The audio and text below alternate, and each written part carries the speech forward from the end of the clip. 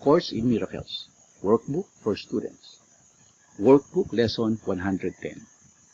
I am as God created me. I am as God created me. We will repeat today's idea from time to time. For this one thought would be enough to save you and the world if you believe that it is true. Its truth would mean that you have made no changes in yourself that have reality, nor changed the universe so that what God created was replaced by fear and evil, misery and death. If you remain as God created you, fear has no meaning, evil is not real, and misery and death do not exist.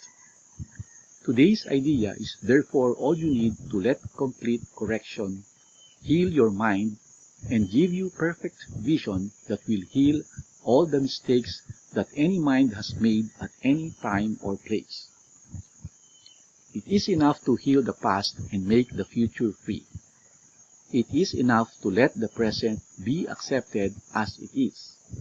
It is enough to let time be the means for all the world to learn escape from time, and every change that time appears to bring in passing by. If you remain as God created you, appearances cannot replace the truth. Health cannot turn to sickness, nor death cannot be substitute for life, or fear for love. All this has not occurred if you remain as God created you. You need no thought but just this one, to let redemption come to light the world and free it from the past. In this one thought is all the past undone, the present saved to quietly extend into a timeless future. If you are as God created you, then there has been no separation of your mind from His, no split between your mind and other minds, and only unity within your own. The healing power of today's idea is limitless. It is the birthplace of all miracles, the great restorer of the truth to the awareness of the world. Practice today's idea with gratitude. This is the truth that comes to set you free. This is the truth that God has promised you. This is the word in which all sorrow ends. For your 5-minute practice periods, begin with this quotation from the text. I am as God created me. His son can suffer nothing, and I am His son.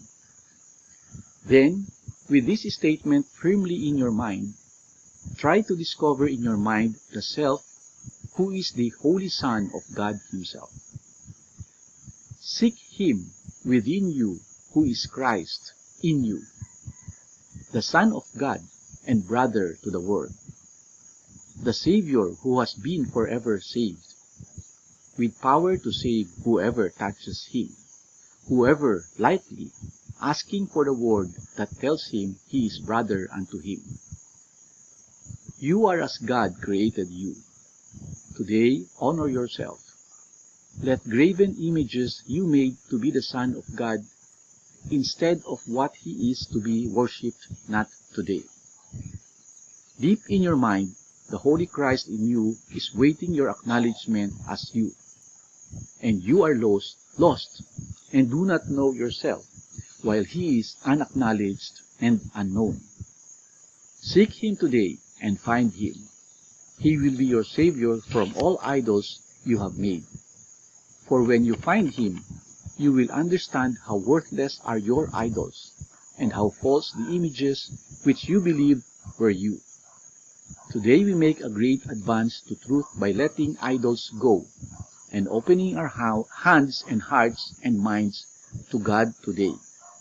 We will remember Him throughout the day with thankful hearts and loving thoughts for all who meet with us today.